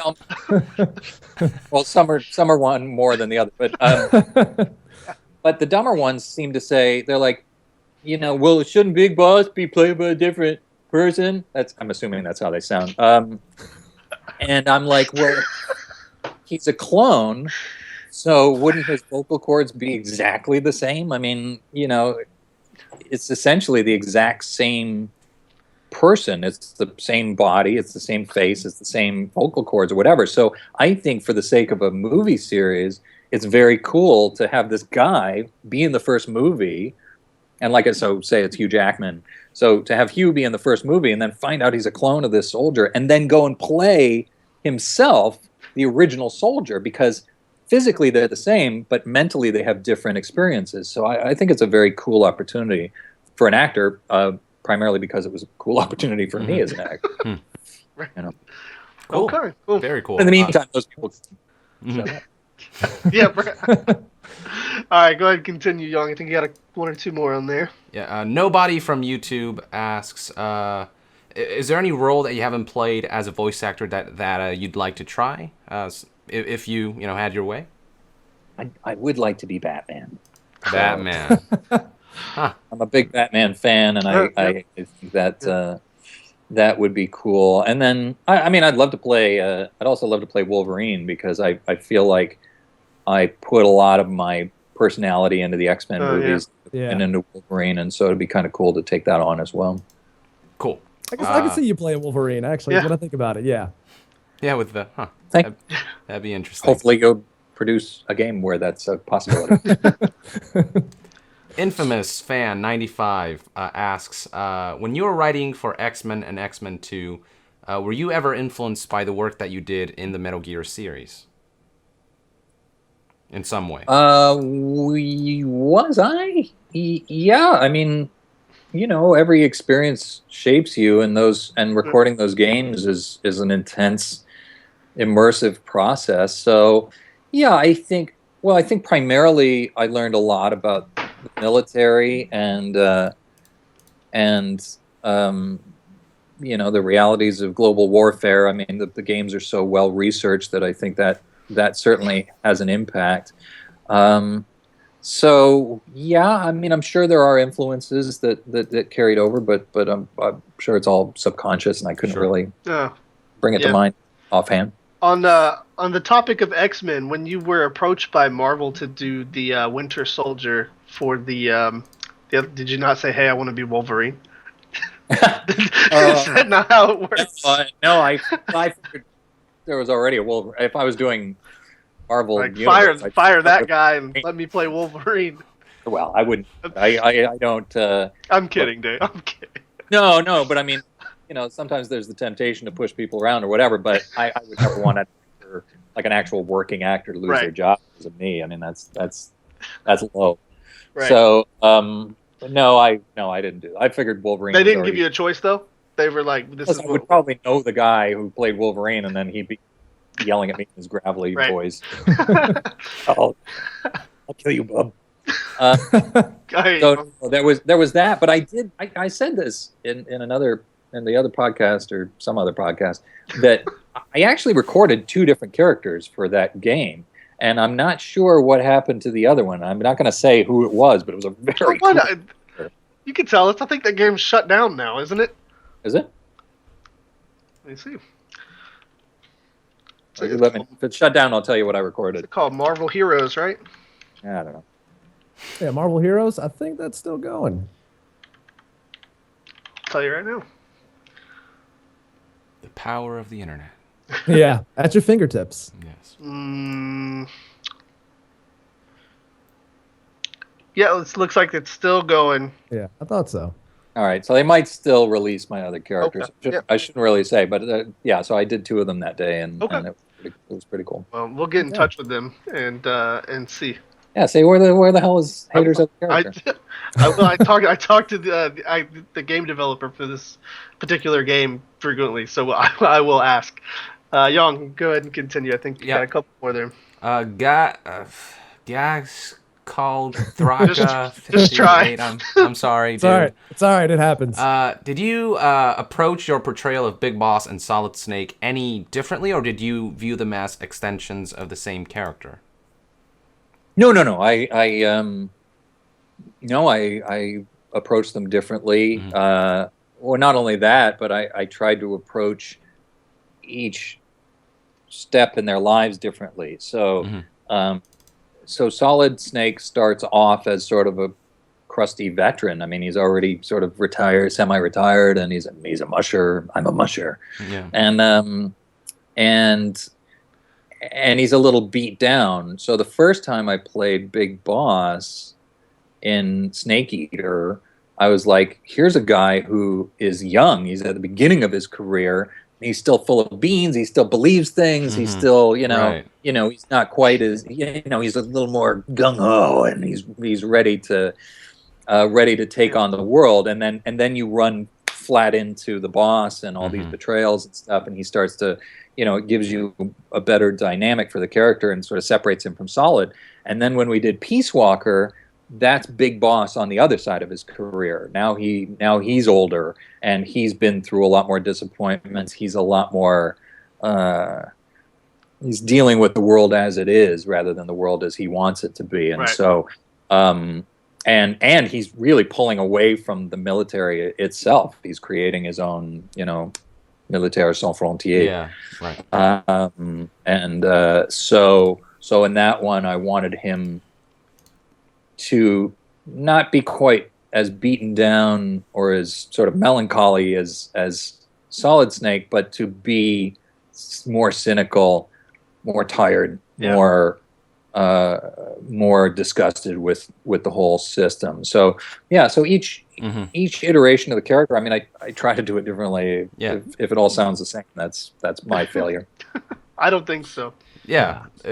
Yeah, I guess So he I just appreciate wondered about your approach to how you tackled these different phases, and that's a great answer. Well, I just look at the story. I look at his whatever age he's at and whatever experiences the individual clone or non-clone has gone through, and try to build it from Gotcha. there. Now, Makes something sense, that a yeah. lot of people are wondering is if you know the nature of the character of MGS5, of Venom Snake. Okay. No, not really. I mean, I haven't played the game. I mean, I know that people are always like, "Oh, you should see what they did." Well, it turns out at the end of the game, you're not actually playing as Big Boss. You're playing as Venom Snake, who is a character from Ground Zeroes, and he took basically sort of like took a bullet for Big Boss, and they both went into a coma. And then they make you, and then you get to make your own character at the beginning of the game. And that's the character you play as, but then that character is disguised as Big. He's made into a body double. Yeah, and so plastic surgery. you are sort of, and the whole purpose of that was Kojima wanted you, the player, to become Big Boss, and then Big Boss is actually a separate character who goes off and to do his own thing. But who you're playing as in the game is the separate entity called Venom Snake, but he's a Big Boss double, Okay. So a lot of people are saying that maybe that's some part of to do with the recasting, that maybe it's because it was like sort of a separate character. It wasn't really the real Big Boss. It was a phantom Big Boss, as they call it in the game, while the real Big Boss went off to do his own thing. And that's something that a lot of people are wondering if you knew about, and I don't know if it gives you any relief whatsoever, but it's something that a lot of people wanted to relay. Yeah. Yeah. Well, then I appreciate that, and I did. I had heard versions of that before. Look, I think that it's sort of the other way around. I think that the producers of the game were trying to justify the change to a certain extent, but it's still the same. It's the same Japanese voice actor playing Snake as it always has. That is true. So I think it's more of a story patch than it is like, oh, this explains why you weren't there, whatever. Sure. The reasons that I wasn't there were personal and production related and whatever is going on in Kojima's mind. Yeah. So yeah, I had heard that, and that's fine. I mean, that's good, but I don't, but that separates me from the game even more. It's like it's not my character, and it's not my game. I mean, really, the way I look at it, and really, look, the reason I brought up my unvarnished feelings about Kojima and about the whole thing was because I want voice actors to be able to stand up for themselves. Right. Yeah. I can stand The up whole for myself. focus of our show.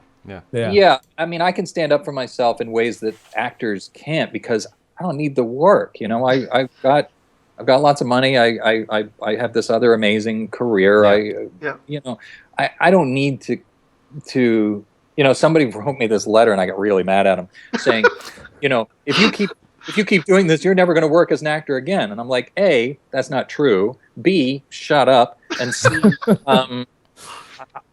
I'd be okay if I never worked again. I mean, I wouldn't want that, but it's just not going that. I got more acting work now than I know what to do with. So basically, that's why I said what I said. I wanted everybody to understand what the situation was, so that when other voice actors are in that position and they're being threatened with being fired for whatever reason, because they're asking for more money or because they want more publicity, whatever the reasons are, that they know how it can play out, where they can be brave, and where they should be prudent. So, but beyond that, I'm very happy with my experience on Metal Gear. I'm thrilled with the way we ended my stories. It was an amazing run. So all the way around, I'm really very zen about it. I just felt it was important for the voice acting community to sort of give an indication of how these companies work, what can happen when you're a well-known voice and they want to get rid of you, and how you can combat that, or how you can sort of, play the whole thing so that it doesn't ruin your life, basically. Yeah. Right. Yeah. If that makes sense. Yeah, no, It yeah. definitely Thank you does. for that. Absolutely. Very honest answer. And I think a lot of people are behind you, and I think for me, it's just the way you were let go is what really bothers me. Like, I get that there's certain changes in status quo. Yeah. Yeah, exactly. It was kind of shitty, and it was kind of disrespectful, and I feel like, I did a lot for the games, but definitely. But again, it's not. It's not personal. It's business. Yeah. So, for all the people that are like, oh, he's upset or he's unemployed or whatever, none of that is true. I don't know. There you go. Yeah, thank you for that clarification, and thank you for the honest answer. And I wholeheartedly agree with what you're saying, and I like that you're sort of coming in there and raising, like, I guess, awareness to some degree, right, to what can happen, and so yeah, very cool. Next question comes from Cool Smek from YouTube. What part of the writing process do you find most satisfying? I like the residual checks. So you'll be sitting around 10 years after you wrote a movie, and you'll be like, I want to get such and such car or whatever, and then you'll open up a check for like 19 grand, and you'll be like, that's great. So that's really fun. Sitting around collecting checks sounds great. I like big checks, and I cannot lie. Don't we all? You other writers might deny. But no, poetry time. What do I like about it? Look, I love writing. It's very zen to me. Like I say, you just get into the zone, and what's amazing is things will come up, and things will come off of your fingertips that you just didn't even know were in you, or there's like a certain turn of phrase that just comes out of nowhere, and you're like, where did that come from? And it's very, very, very cool. And when that happens, when the writing surprises the author, it's going to surprise your audience. And so the writing process itself, I love, and then particularly in the movies, when you get to hand off a scene and then you have some amazing actor like Ian McKellen read your lines, it's mind blowing, because you're like, because you feel like what you wrote in comparison is just so two-dimensional or whatever, and then there's a whole layer to it. Yeah, he's like, don't worry about them, Charles. They no longer matter. Like this. And you're like, yeah, I can totally. Yeah, that's something that a lot of writers have expressed. Like when they finally have like a really talented actor just bringing that to life. Just what a satisfying part of that process. Yeah, it's really cool. And then that's really sort of helped me as an actor be able to sort of take lines where I feel like, there's not much there. I'm like, well, it's your job to make it interesting. It's your job to find something in it that just sounds compelling and cool, or like you're thinking about actual things. So, so that's that alchemy between the writers and the actors, I think, is really magical. Yeah. Awesome. Yeah. Awesome. Very cool. Yeah. What do we have here? We have, this question's already been answered. Have you ever thought about developing games? Yes. Red Veil. What movies have you seen recently that you liked? Well, like I say, I don't get out to the theater too often, but I get all the Academy screeners sent to me, and so I saw a lot of the Academy movies. So, like, I really like The Big Short, and I really like Spotlight. Spotlight. Mad Max was my favorite movie of the whole year. That's just an astounding piece. And I loved Ex Machina. That was a really cool, such a beautifully done, small, contained movie. So yeah, there's a few out there that I've really liked recently. You watched The Revenant? I did. Yeah. What'd you think of The Revenant? Yeah. Well, yeah. I thought, look, it's. I didn't bring it up on purpose. I think it's spectacularly shot. The beauty and the action and the technique of that film are astounding. Yeah. I felt like it was 90 minutes worth of story jammed into 3 hours. It was so over the top harsh that by the end I was just laughing. I was like, "You can't kill him. He's the Revenant," and I started talking about him like he's Batman or something. Mm-hmm. He's eating the bison and he's freezing and he's Yeah. lighting his neck on fire. I was like, okay, this is a little.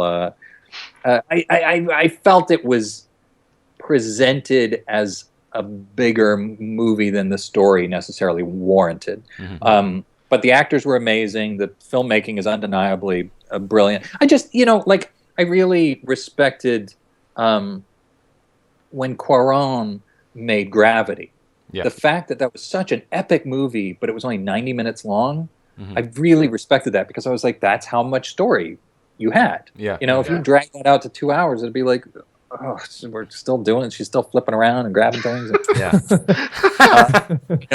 And that's kind of how I felt about The Revenant. Yeah, I felt if you're going to do it, do an epic but contained Western that. But boy, what do I know? The guy's a genius. So I thought The Revenant was very showcasey. I feel like he was really showing off, rather than kind of. It was a little self-indulgent. But it was.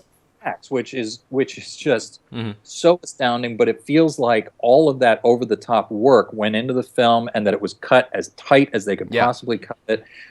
There was no, we really kicked our own asses to get all these sequences, so we're going to show you every single thing. Right. That's exactly right. Yeah, but definitely beautiful. Definitely beautiful and beautifully acted, and the effects are amazing. The stunt work is amazing. Yeah. Leo finally got his Oscar. And Leo so long. When were things going to finally go right for that kid? I don't know. Yeah. It's I nice thought he should have got one for Aviator, man. That was my favorite movie. Yeah. Just rewatched it on Netflix. It's really awesome. such a good movie. Fantastic movie. Yeah, that one and the one where he's where he writes all the fraudulent checks. I always forget what it's called. Catch Me If You Can. Yeah, Catch Me If You Can. Those were both great. I love both of those movies. Yeah, no, I love him. He's awesome. I actually used to hang out with him a little bit back in the Hollywood Club days. Leo? Yeah. Oh wow. What? Yeah. They used to He won't remember if you take people's lunch money. But I well, no, he'd take if there was some hot girl at the club. Did he take out 20 girls at once at one point? I saw it in the news a couple years ago. He's Leo. I wasn't there for that, but we used to hang out and Opie McGuire there and the whole crew and he was always super sweet guy. I knew his I was close with one of his ex-girlfriends, and so I talked to him a few times, and just a lovely guy. Very cool. I'd love to meet him one day. It's cool. Yeah. Last question from New to Retro Reviews. He asks, what's the David Hayter dream? What do you want to achieve and accomplish most in life? That's deep. I like that. Yeah, besides all the great movies and video games that you've done, besides that. Yeah, besides all the things you've done. Well, it's so funny. So I've been digging out my storage thing and finding all these old papers and stuff, and I found a book full of angsty poems from when I was 28. And I had produced my first film, but I hadn't done Metal Gear or X-Men yet, and I was broke. And I was like, what is the point? And I'm going to die, broken alone, and everything's horrible. And my girlfriend was messing with me. And I just, it was just such a painful experience to read these things. And all I wanted to do was tell him, just hang 16 months. And everything's going to change. Everything's going to be great. It's all going to be amazing. So I've been reflecting on how incredible this life is, and how incredibly lucky I've been, and I've gotten to do. There isn't a dream that I had that I haven't been able to do. I recently got to direct a movie, and so basically, I'd just like to be able to continue to do that, to play great parts, to do more directing, to keep living this, circusy creative life, and that's my dream. But really, if they were to take me out now, I'd be like, no, it's pretty good. That all went fine. You're living the dream. You're living the David Hayter dream. I mean, I've got a nice house, and I got a Tesla sedan. And oh damn! I just bought an Xbox 360. I don't know what else. I'm kidding. I'm totally kidding. If people really knew how good my life was, they'd kill me and eat me immediately. No, but I mean, you deserve it. I mean, you do great work, so you know. Absolutely. Well, thank you, but the fact is, we all deserve it, and I feel badly for people that don't, particularly talented people that don't get the kind of breaks that I did. I mean, luck is a big factor, and so I just try to remain grateful and try to keep doing it, and that's my dream. That's what I tell everybody when they ask us about the codec. Is how did we start, growing this show? It's, growing. And I was like, we got lucky. We tweeted David Hayter. And he said, yeah, I'll do it. Basically. Yeah. But yeah, so I got lucky. I started answering the phones for Bryan Singer, and I ended up writing the movie, and like that was one of my favorite stories that you told us, is how you accidentally kind of wrote that. I love that.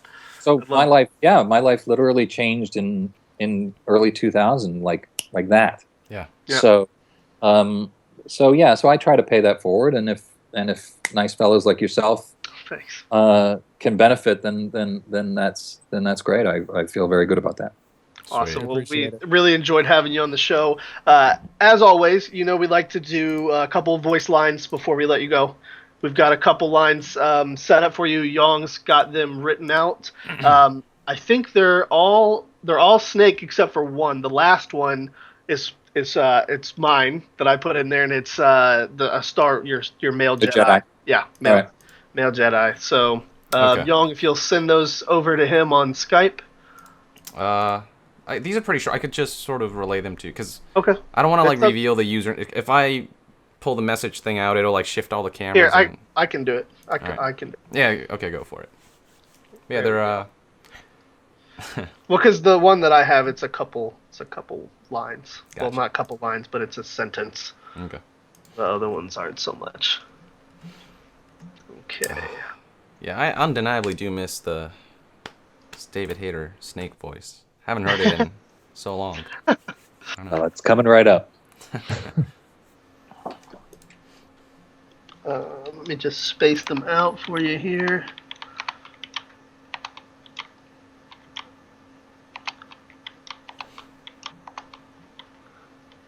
Okay, there they are.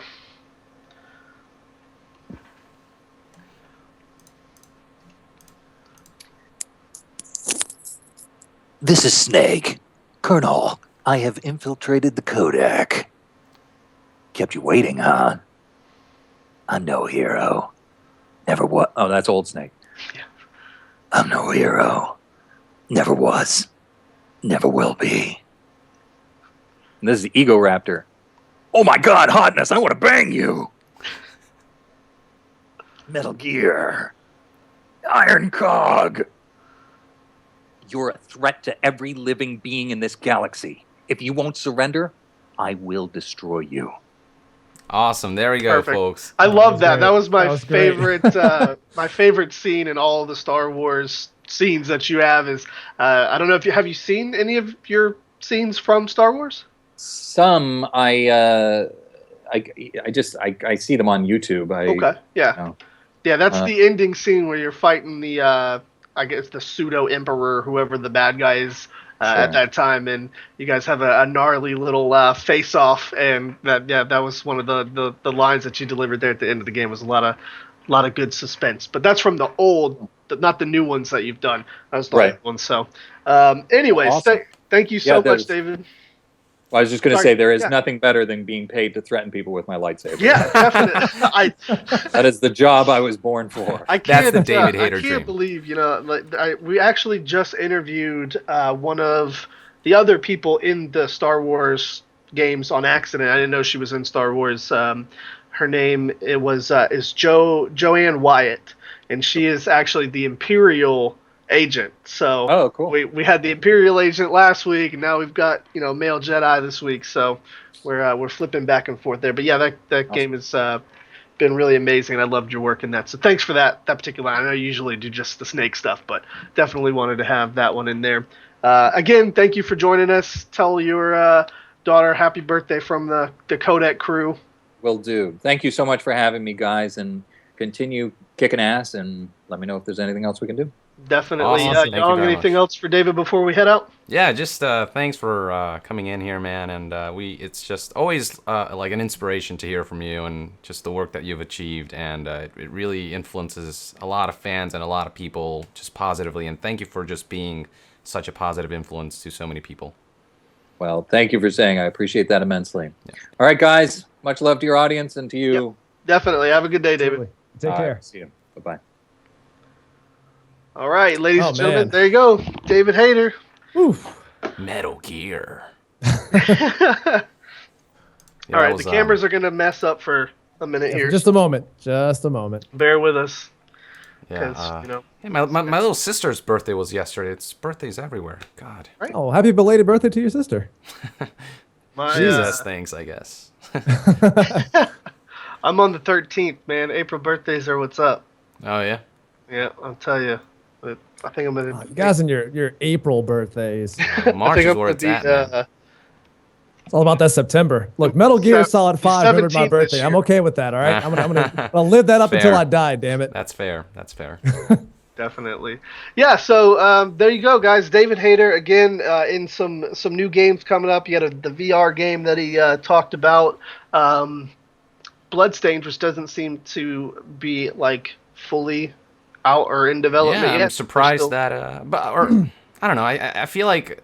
I'm surprised, because it's a lot of money. Like, usually when you think if you meet or exceed your goal, that speeds things up. Yeah, but especially when David Hayter was, like, at the center of, you know... Right. Their promotion material, like not the only thing, but it was like a big part of it. Like, guys, David I'm sure Hayter. it was a big thing that pushed the amount of money they got for it. Oh yeah, it was. They people wanted to hit that David Hayter voice acting goal, and they did. And I think, like you said, a couple hours. Yeah, but I think David Hayter, he said they're probably recording the Japanese voices. Yeah, and that sounds about right, because when it comes to Japanese games, the English subs is usually the last thing they do. One of the last things they do, because they want to focus on the game and releasing it where, in the home country and internationally eventually, of course. But so maybe that's what it is.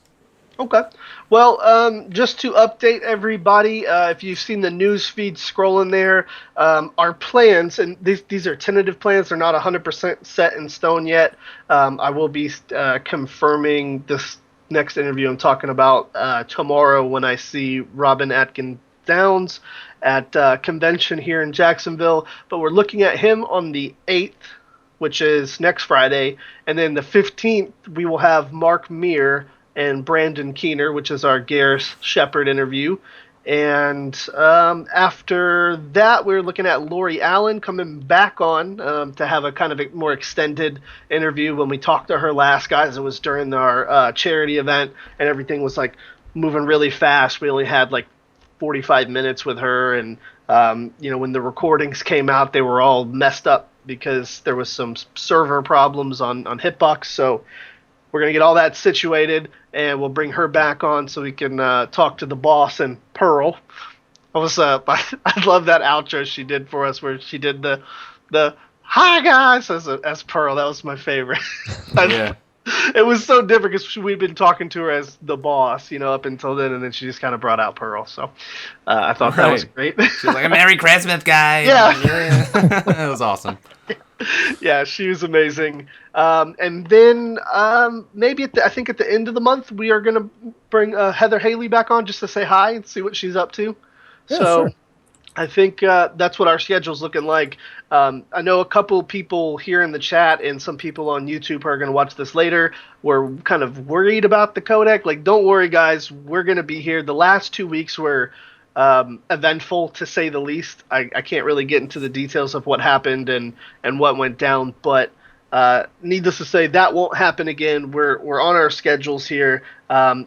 It's hard. It takes time. It takes time. Yeah, sometimes. it's hard to book voice actors. I've said this like 3 times now. It's hard to book voice actors for the first 3 months of the year because they're all out auditioning for gigs for the rest of the year, or I forget what the name of the week is, but there's like an audition week for movies and stuff like that. I think it's called like Sweeps Week or something like that, for like shows, and a lot of them do TV shows or work in that area in that field. So they're all really busy in the first 3 months of the year.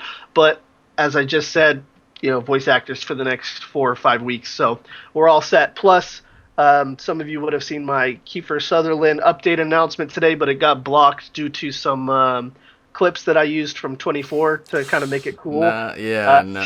So I'm gonna redo it. I'm gonna redo it and just kind of update you guys. We have a tentative. It's funny because everybody thought that was an April Fool's joke when you put it up there. I know. I saw that. But yeah, I'm gonna re-put it up. It's just kind of updating you on what's going on. We have a tentative date for. I spoke with him Thursday, I guess Thursday night, and kind of set up the date. So everything looks good. But I just kind of wanted to update because a lot of people are asking about that one. Like, where's Kiefer? Where's Kiefer? He's coming. Because like I talked with you, Young, we've got Kiefer, Robin, Tara, and Anthony, and then that's the entire cast for Metal Gear Solid 5, I think. Basically. Pretty sure. That's all the major characters, except for, like, Pequod. But we should get Pequod on the show. There you go. That's our next big interview. Exactly. What about D-Dog? We haven't interviewed D-Dog. I'll get D-Dog all day around here with my damn. I'm pretty sure, the agent just, I tried calling the D-Dog's agent, just won't let me through. Oh, well. I can't understand that the agent, she was a dog. I don't speak dog, so. Right. Yeah. She had to go out. It happens. She had to go outside, Yeah. But so that's Anyway. that's what we have as a group with the Codec, and obviously we'll try and have post shows and stuff for the other ones. We're not going to do a post show today just because we had an hour and 30 minutes with David plus like a 15 or 20 minute wait in the beginning. So I think everybody's ready to go for today, but we'll do a post show. I know there's a lot of stuff that people are asking us to talk about with Hitman and The Division and Doom, and they want our thoughts and stuff on all that. So we'll do that next week. We'll definitely have a pre-show or a post-show. But that's it for the Codec. That's what we're looking like. If you guys enjoyed the show, please leave us a follow. So over here somewhere, it's the blue button that looks blue, I think. I'm colorblind. It might be blue. It's actually green. It's okay. Is it really green? Oh my God. I was gonna say. Wow. I was gonna say that's rude. great. That's rude, Ronan. That's like elderly abuse, except for the colorblind. No, it's just for you. It's okay. Yeah. It's just for you. Give us a follow. There's links below if you'd like to donate to us, or if you would like to subscribe. You can subscribe here or over at my boy Ronan's channel. Show him some love and support. It's www.hitbox.tv/KorruptRonin, where he streams lots of games, lots of times, all the times. Except for one that made me real mad yesterday, but I'll talk about that a different time. Save it for the next post. Yeah. I'm sure you'll talk about it on Ninja Stars. Are you doing that this week? Okay. Yeah, there were a lot of requests because apparently there was an issue that happened with getting the episodes posted. So we're like behind on 5 separate episodes because they did not get posted to iTunes. So for those that were asking about that, we got a few questions about that. I'm going to try to get that taken care of as soon as I possibly can. Just be patient. They're coming. We'll catch up eventually. I think I know for a fact that I pay for our podcast to be uploaded to a thing where people can download and listen to it, like on iTunes. But I think I've stopped on like episode 16 of last season. Oh, geez. Like I've been so busy. Like the last thing on my mind is converting these big things into MP3s. Yeah. And then getting them uploaded. It's rough. It's rough. Like I got like one of my co-hosts. He Where's actually Kelly takes all of Kelly takes all of our voices and the sound clips we do for the podcast, and he puts them together for the audio versions. Yeah. And he gets that done pretty quickly. But when it comes to posting that stuff to the website to get it on iTunes, just like, oh, I got to do that. I got to stream. I got the codec coming up. Give me. Yeah. I need time. Need more time. Look at us complaining. We got Young over here pumping out videos and doing Dragonborn. So, Young, what's on the news feed for you, bud? I saw you played some Doom. It looked a lot like Halo. Yeah. Yes. It's funny. I said in the video. I mean, it does feel like different enough from Halo. I did play a little bit, and it feels like different enough. Like it definitely feels more. I wasn't saying it as a bad thing. I haven't played it. Yeah. I just saw like 5 or 10 minutes of your footage before we came on here. Okay. Did you like it? Yeah, I have been enjoying it. I mean, obviously, we're gonna have to wait for the final game. It's about the content and how that's all managed. Like with Battlefront, the really solid mechanics, but like really sparse in terms of content, and that's its big problem. that's I think what's gonna. But Doom has a single player. It has a whole story with it. So I honestly don't foresee that problem happening with Doom. But yeah, I've been really impressed. Bethesda usually doesn't screw us like that. Yeah, usually. exactly. It's Bethesda. Yeah, and they have a good track record. So I'm pretty confident that Doom will be something that a lot of people will enjoy. And I know that with the closed beta, I have been enjoying it. But yeah, I've been uploading just any games that I'm really interested in at this point. Like Final Fantasy 15 is a big one for me. I've been waiting for that since I saw that first trailer 10 years ago. 10 years ago. Literally 10 like years. it blows my mind. Yeah. 10 years ago, yeah. And I've been doing Metal Gear character profiles, and I'm also working on... so I want to flesh out now that Metal Gear is over, I'm kind of in an awkward place. And you know, the fans are going crazy with how much they hate Metal Gear, and so it's, you know, and when you base your entire channel on a game that people all of a sudden just like hate or whatever, it's kind of an awkward situation. But I still want to, you know, there's still a lot to explore there. Yeah, oh, absolutely. So the last thing that I want to do is, you know, still just flesh out the lore for you guys and present it to you guys in a way that is nice and viewable and something that people can consume. So that's, I guess, my final thing for the Metal Gear franchise until, I guess, Metal Gear Solid 6 is announced from Konami, and we'll see how that goes. And of course, the Kojima Productions game that's coming out, who knows when. That's gonna be like my next like main big thing. You know, I'm just gonna follow Kojima and see what he does, and cover that. So just just stuff's happening, you know. But it's definitely like a transitional phase now that Metal Gear's out, and it's sort of the attention for that game has been like either non-existent or negative, and then there's the fans, of course, that stay positive. But yeah, it's been really weird recently. Yeah, definitely. I understand that. I think though overall there's still a lot of good games coming out, and there, you know, we've got these interviews. We'll have plenty of stuff for you to do. Plus Dragonborn Act 3 to do. Yeah, there's still plenty to do. Get on it. Act 3, good God. So, like I said, guys, that's it for our show. Give Yong Ya a follow over at his YouTube channel. It's Yong Ya. Just type it into the search bar. You can't miss it. It's the cool stylized picture. Are you pointing, or what are you doing in the picture nowadays? I'm pointing. I think we literally have you as an emote in our chat. People can click our thing, and then I've got a Yong pointing and a Yong Ya logo. So there, I posted it. That's funny. Yeah, so give him a follow over on his channel. Like I said, check out KorruptRonin here on Hitbox. You can usually check him out on the front page every day. He streams, except for you don't do weekend streams, right? Unless it's those are kind of random. Like I'll drop a occasion. Weekend stream every now and then when people ask for it, because some people get mad if I don't. But I know I've gotten some angry Twitter messages from people like, why aren't you streaming today? I thought you. Guys, that's not part of my schedule. Those just happen every now and then. I apologize. Also, I'd like to kind of direct you guys over, if you're new here to Hitbox or you just tuned in for the interview here with David, make a Hitbox account. Check out the Hitbox blog. I actually did an interview with Hitbox in which I talked about all of our great streamers here, like Ronin, and I explained how I first met him playing Metal Gear Solid 3, which kind of prompted me to ask David Hayter for an interview, which we got, and kind of explain the startup story of the Codec. So check out the Hitbox TV blog if you want to see kind of some inside info on here. And other than that, like I said, thank you to everybody that's a subscriber. I see we got a couple subscribers in here.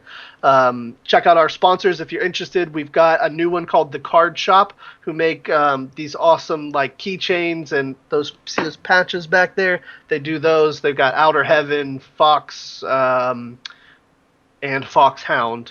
So they got you covered on the patches, and there is a discount code down there for anybody who wants a discount on the stuff. They got Dark Souls posters, all sorts of cool stuff. And he's actually a viewer of our show. His name's SS Goku.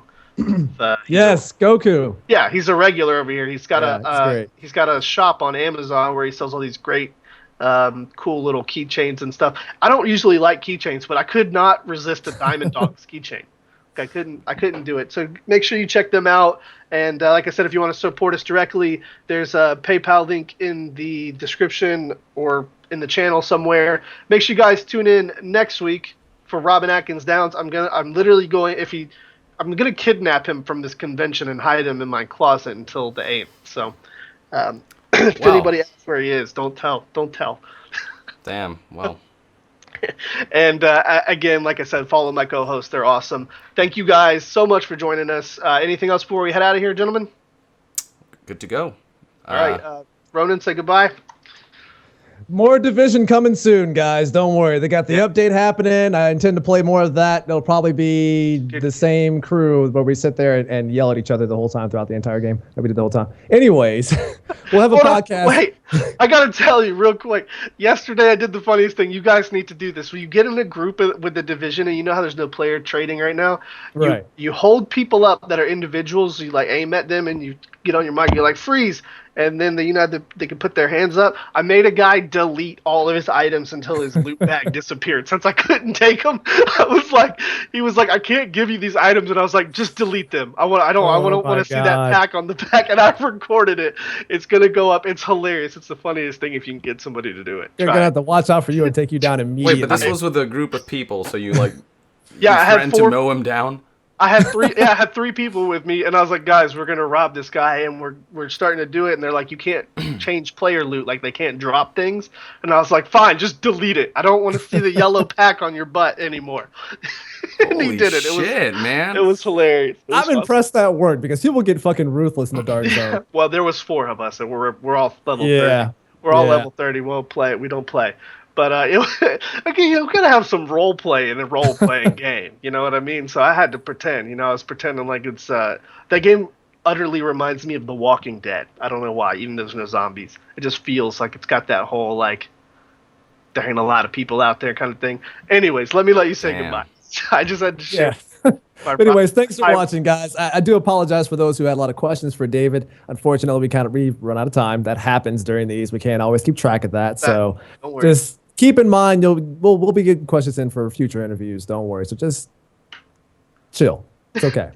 Anyways, I will see you guys probably on Sunday for the podcast. So thank you all for watching. Once again, thank you for David for joining us. We really appreciate that. And until next time, you guys have a wonderful day or night, depending on where you are in the world. You all stay classy, stay sharp, don't do anything I wouldn't do. And I will see you all next time. All right, Young, your turn. Say goodbye. Yeah, well, thank you for tuning in again, folks. We appreciate your support, and we hope you enjoy the content that we provide.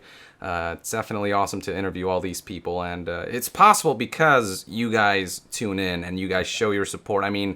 Without an audience, there's no point to these interviews, and so you guys showing up, it means the world to us. And apologies if we couldn't get some of your questions in today, but we asked a ton of questions. Yeah, there's just so many, and from my comments as well, there was hundreds of them, literally hundreds, and I posted that video at 9 p.m. Yesterday. Just in a couple hours, just hundreds of questions, and I'm like, wow. But definitely we appreciate you guys being here, and just a lot of awesome content coming up, a lot of great actors coming up. Kiefer, Kiefer. I know. I know I've been a huge fan of him since the good old 24 days. So damn it. Yeah, damn it, Chloe. So with that, I will see you guys next time. Yong out.